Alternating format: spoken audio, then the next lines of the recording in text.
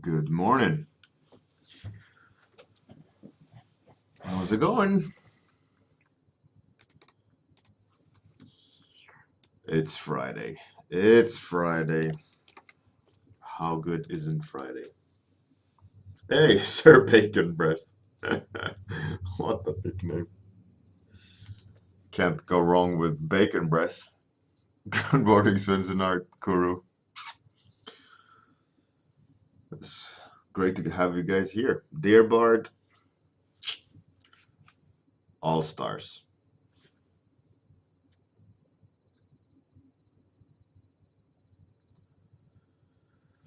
So I have approximately 1 week left of the year to work. Then I'm not gonna work anything until January 3rd or something. It's gonna be good. Hey, Michael, good morning. Well, it depends on what you work with. If you're flipping burgers, maybe that's not that interesting. So my plan for this kind of month of not working anything, more or less, is to do an outro, finally, and a proper intro. That's the plan.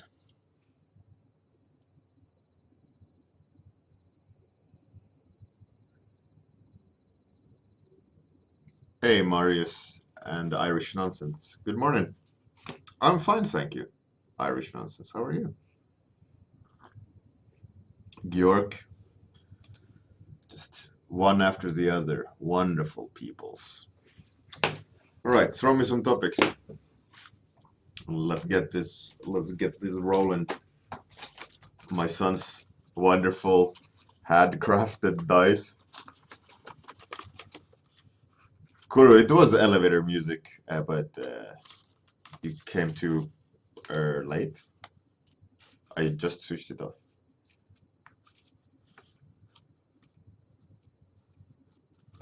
Cowboy Space Wizard Dungeon. All right, that's interesting. Cyber Fallen Angel, Lifesaver, Steampunk Final Boss, Eternal Hero, Steampunk Final Boss. That's pretty cool. 1, 2, 3, 4, 5, 6. Here we go. Rolling the dice. Number 6. I think this is the first number 6 we've had in a really long time. Which is 1, 2, 3, 4, 5, 6. Eternal Hero. And if I'm not mistaken, it's your first topic. Irish Nonsense.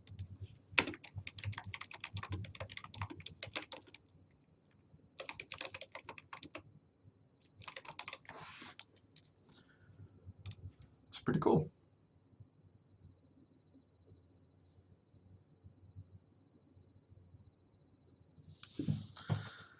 Awesome. Congratulations. Let's do it.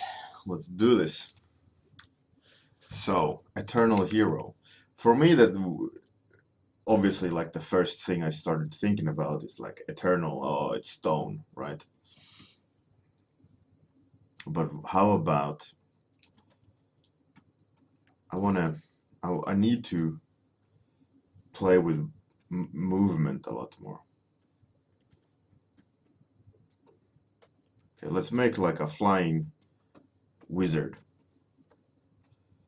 Kind of does like a come at me, bro, uh, things with his arms, right? All right, so let's. So my idea is that he's reached this wizard, maybe alien wizard, uh, has reached a level of skill in his magic, so that he has become eternal. And maybe I'll try to show it with like indications of magic in his body, like he's some sort of eternal being.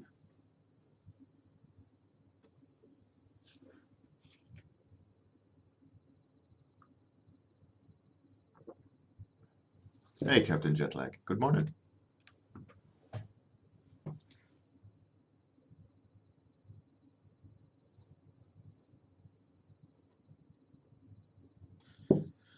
Oh, getting cake and coffee. Wow, that's pretty advanced, Captain Jetlag. Like bringing snacks to the stream like a boss. That's pretty cool. All right, I'm gonna try a new thing. I was thinking about that the other day. That I should start with a colored background, kind of, just to see what happens. But what I'm fearing is that I'll start kind of defining wrong things. I don't know. Let's experiment and see what happens.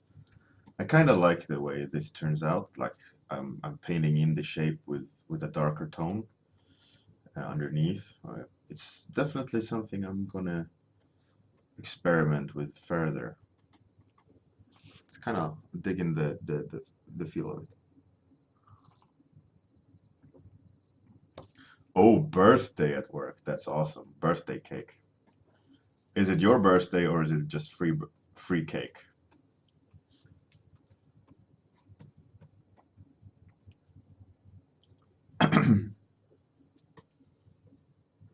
I'm sorry if I'm gonna be clearing my throat. Just before the stream started not wanting to behave, so I'm fearing it's gonna ask me to clear my throat a lot, my body. But I will win over the what's it called? I don't know. I'm just gonna smoothly switch topic. The word was just not there at all. So I tell you, on the topic of coffee, a pretty we were talking the other day about, or earlier this week, I think, about free cake. Fantastic.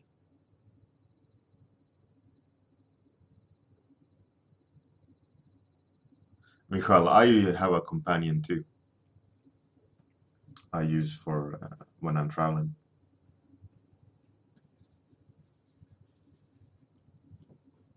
It's really good. Powerful, smooth, does what it need to do.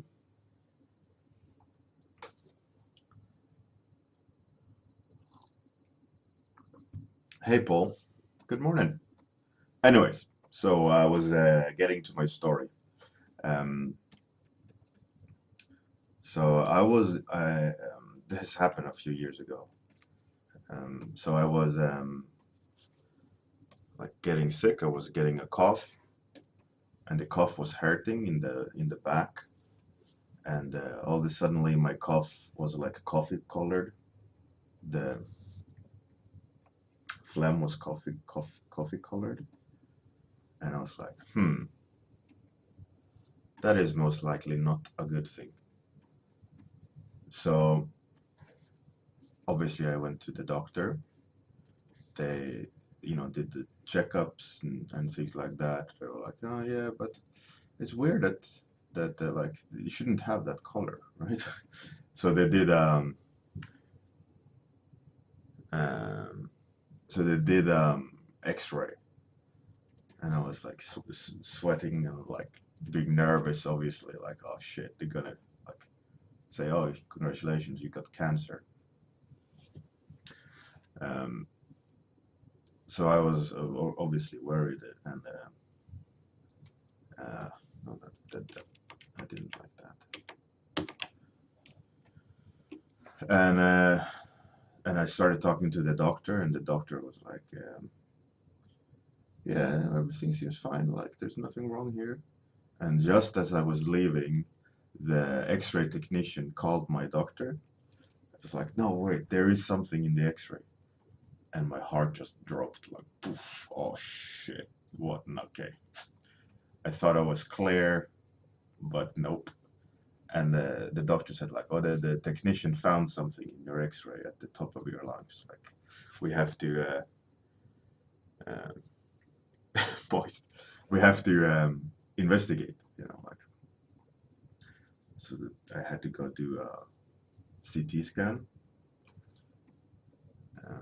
which is, that in a huge cylinder you kind of get uh, on a bed and pushed into this huge machine that like does an X-ray but in slices of your body so that you can look slice by slice. And so I did that, and that technician, I was just kind of waiting for the CD so I could go to the doctor and they could talk about it. And the technician just kind of, or like, took the head on the side and like started looking at the results, like pictures, and she was like, started calling my doctor, and I was like, what the, come on now, like what's happening, like this doesn't feel good at all. And you could see her like moving the mouse pointer across like hole, like a thing in my lung, and you could see her like, oh, I don't know, I don't know, like, yeah, I don't know, it's there, something. And I was like, fuck, like, what is this? Is like rare form of cancer or something, like worst things were just kind of flying through my mind. Just sitting there shaking, and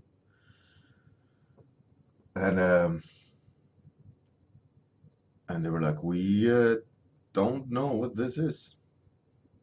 And I was like, what do you mean you don't know what this is? Yeah, they were like, yeah, pointing, like, yeah, this thing here, this hole. I was like, what do you mean hole? Yeah, like they were saying, like, there's not lung here where it's supposed to be lung. I was like, what are you talking about? What, why isn't there lungs in my lungs? They were like, yeah, but yeah, you see here? And what's this? And there was like a circle with a like unclean edge, and the edge of it was like a little lump on it. And I was like, oh, fuck, cancer, fuck. And and so I was like, all right. So I had to go to a lung specialist. So I went to the lung specialist, and the lung specialist said, like, well, I don't know what it is.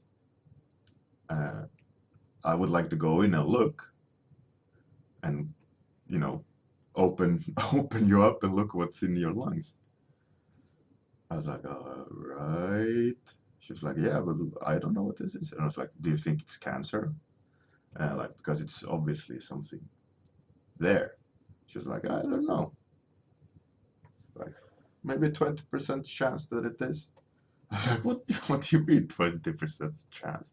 She was like, yeah, I don't know what it is. I was like, okay.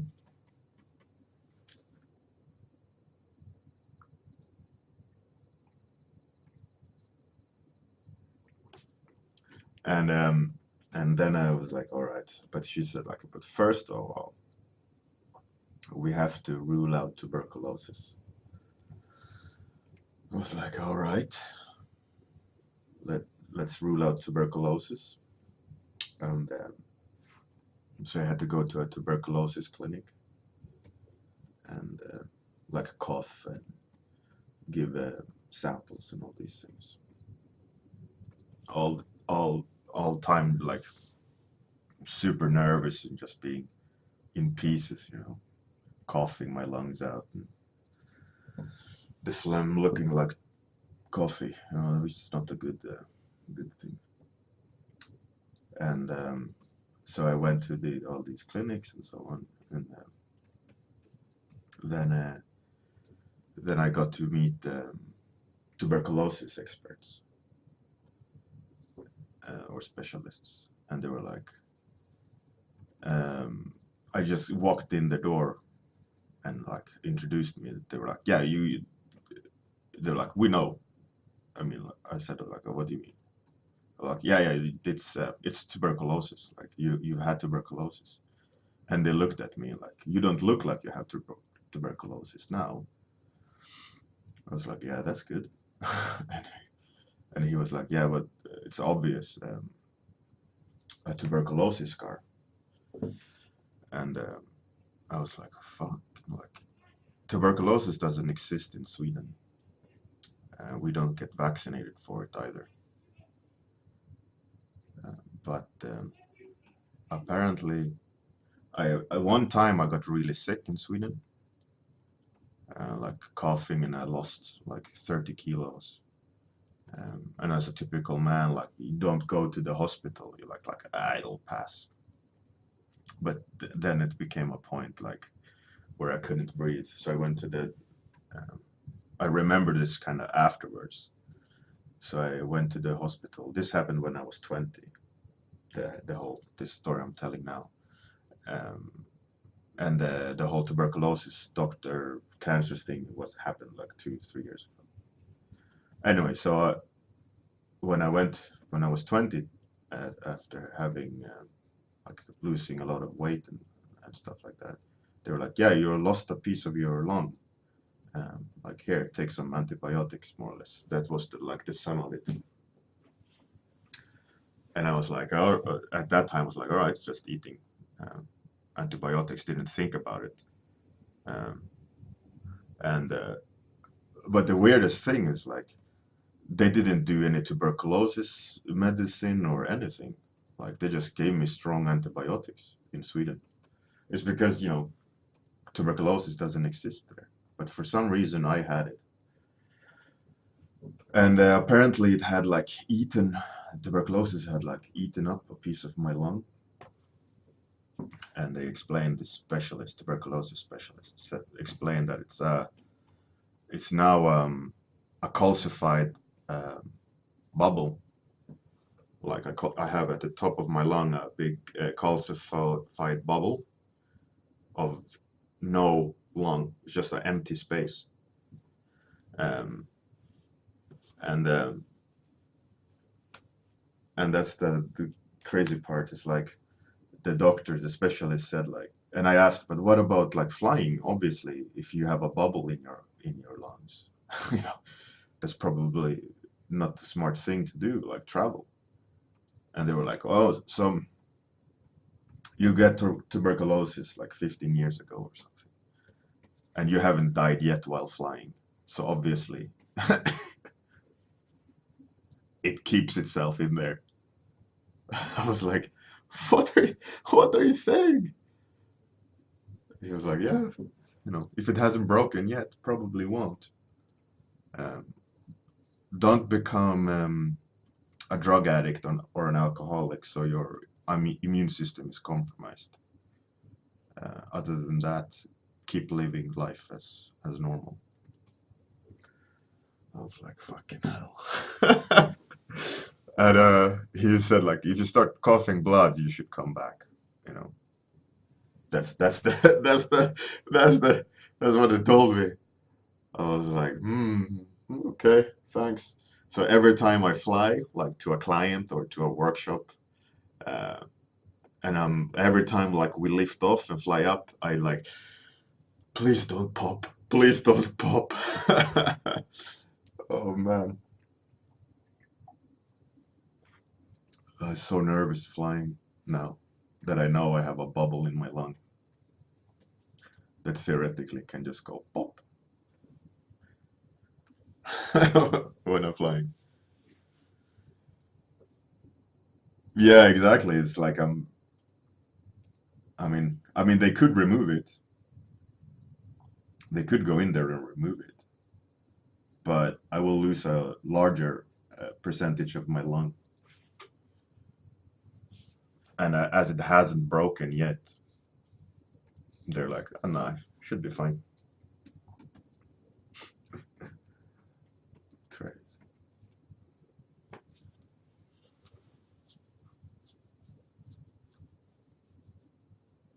Yeah, 20% sure nothing will happen. Exactly. Oh, that was such a scary moment in my life. I remember it.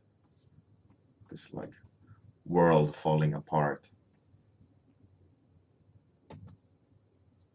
Them saying like, "Oh yeah, you have something. What is this?" That was the scariest part. The doctors just going like tilting their head and going, "I don't know, what's this?" That made me so nervous.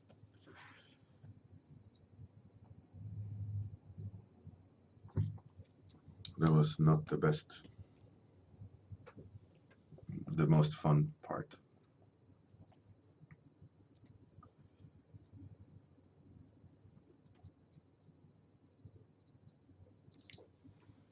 It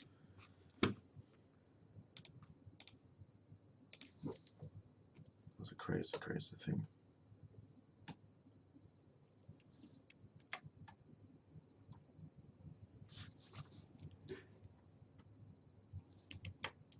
I mean, what do you like? What do you do with that? Like, you can't do anything when you're in that position. You just have to like, oh shit, I'm in this. Now I'm in this place. Like, I can't go away from it. Like, I have to ride this to its end. You know. Yeah, it was interesting.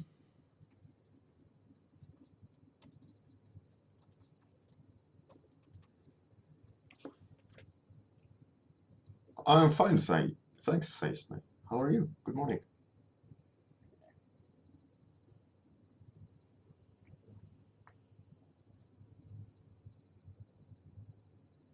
That's crazy, Captain Jetlag. Are you fine now? Or is it like in my case? Ah, if it hasn't killed you yet, probably won't.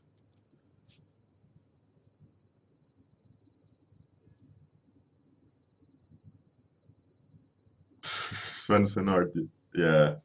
Those kind of deals are like they're a bit, sweet and sour. What can you do? But at least it's not worse, right?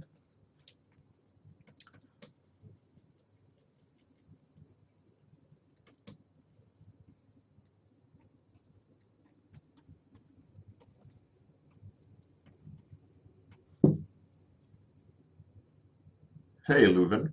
Good morning.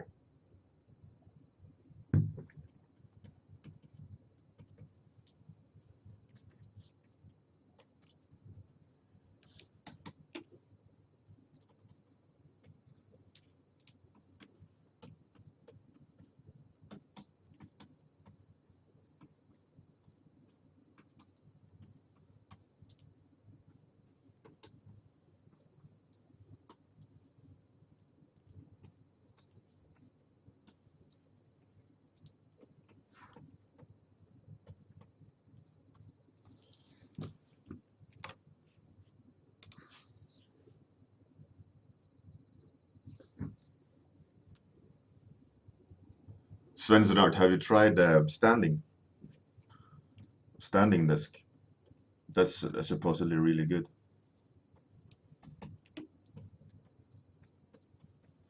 Captain Jetlag, is it a disease that is like incurable? Is it something that you're gonna have to live with? Chronic, chronic disease. Hmm. All right, Svensson.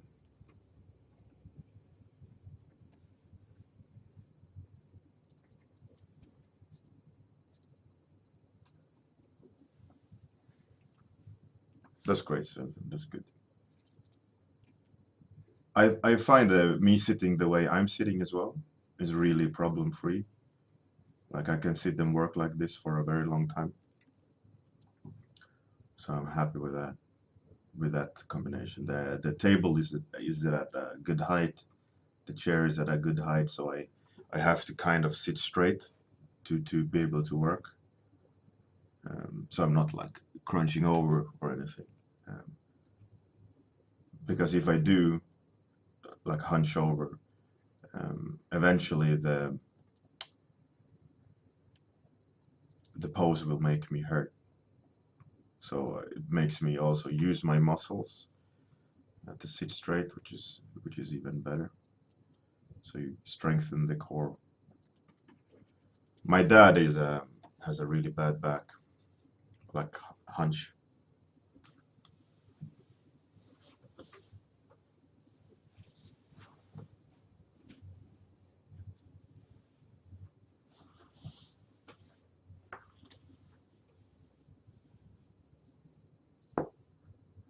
Says all right, cool. Well, let me know if you do. Deer bar.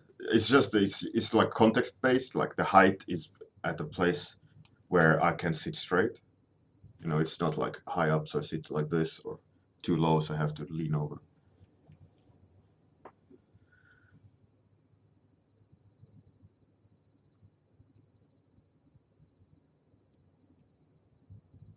Captain Jetlag. Right. Yeah, probably a good thing. I mean, if you need to eat some medicines or who knows, right? But that's never fun to do. It's never fun to have health issues or go talk about your health. Ugh. Blah. Not for me. But that's why it's like typically meant like, it'll be good. It'll fix itself out. Like sort itself out. Like, like one time I was out in the, like, camping, partying, and I hurt my finger on a chair, like really bad. Like, the tip of the finger got like cut off more or less. And I was like, oh, I'll just put it back on. I'll wrap some like um, band-aids around it. Like I'll go to the doctor tomorrow. And I went to the doctor the day after, and they were like, "So when did this happen?" I was like, "Oh, yesterday." They started like thinking about the time. They were like, "Yesterday." They're like, "We can't do anything. Like the cutoff time is like 4 hours." I was like, "What do you mean?" It's like, "We can't do anything a day after you cut yourself. Like, you have to come to the emergency when it has happened. You can't wait." I was like, "Oh, so what now?" They're like, "Well, we can clean it. That's about it." I was like, "Oh, all right." They they they sprayed it a little bit with some like disinfectant, and I just went home. And the finger is like really bad that there's no sensitivity in it, and you can see like a really nasty scar across the whole finger.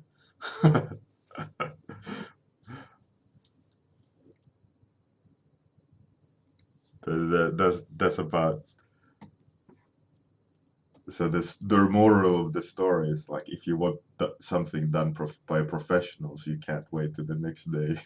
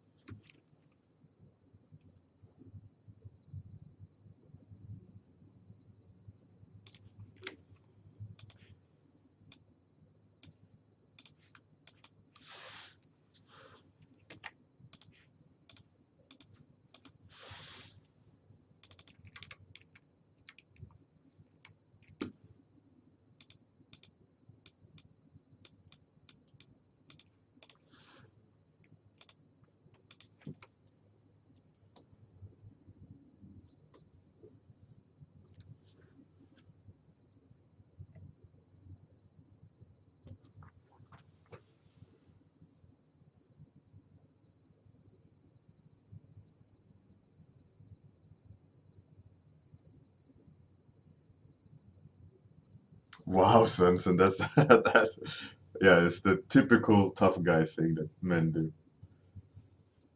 It's so funny.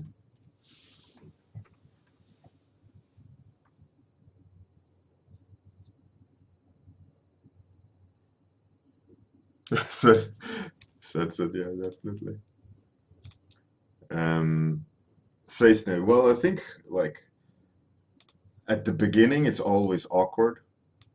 Like you don't know what you're gonna say or how you're gonna say it or but like for me, the more I do it, the more just naturally it like uh, feels. Like at the moment, it's no problem at all. Just sit and talk some shit for a while. you know. That's pretty cool. That is pretty cool.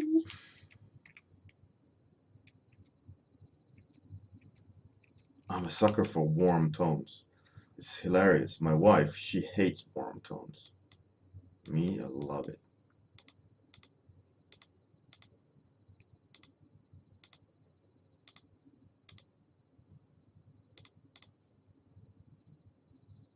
Okay.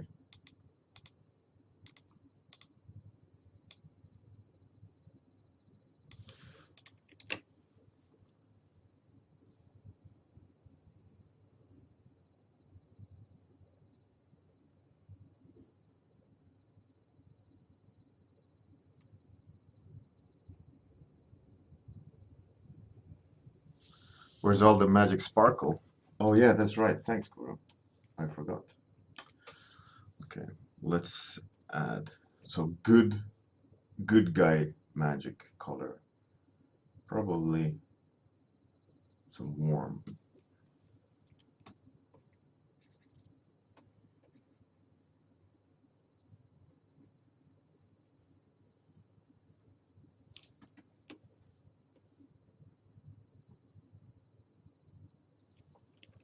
No. Come on. I like the idea of like a crown of sorts. Really cool. Like he has a magic flowing crown. You know, because he's a good guy. He does look a bit like a wraith, or is that what they're called in Lord of the Rings? Oh, those are good movies, by the way. I need to dig them out from my archive and watch them. A wraith.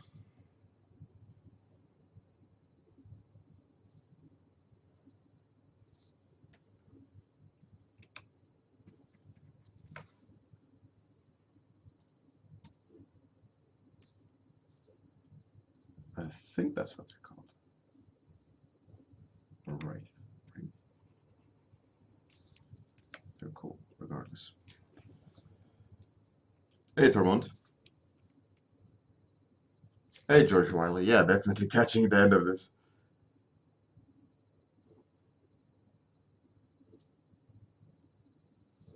Ah, thanks. Irish nonsense.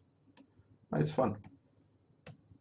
It's fun to just mess around, you know, see what happens, without feeling obliged to have to, in the sense, perform. Like I'm just having fun. You know, I think that's is an important part of doing art, which it's easy to forget.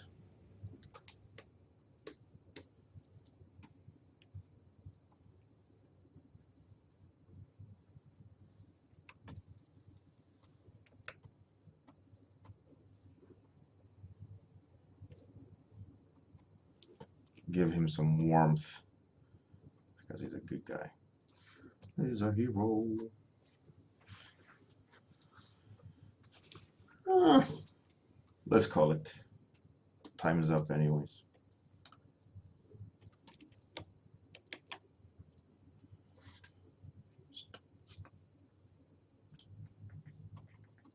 Some sparkles.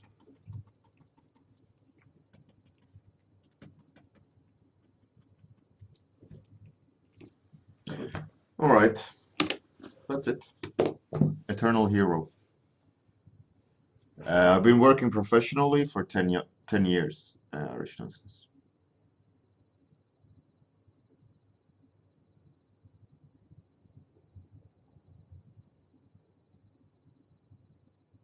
Says I just think it's you just keep on talking, you know, and you'll just learn.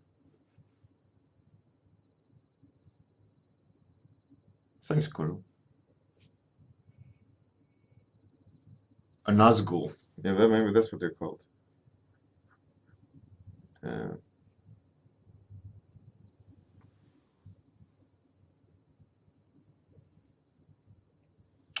thanks everyone for coming to the stream. I'm hoping that I can do a stream tomorrow. That is the plan. Because Sunday I have to go to a dinner party. So Saturday, I'm hoping. I'll announce it on Twitter and Facebook as usual. But yeah, not tonight, but Saturday night, I hope.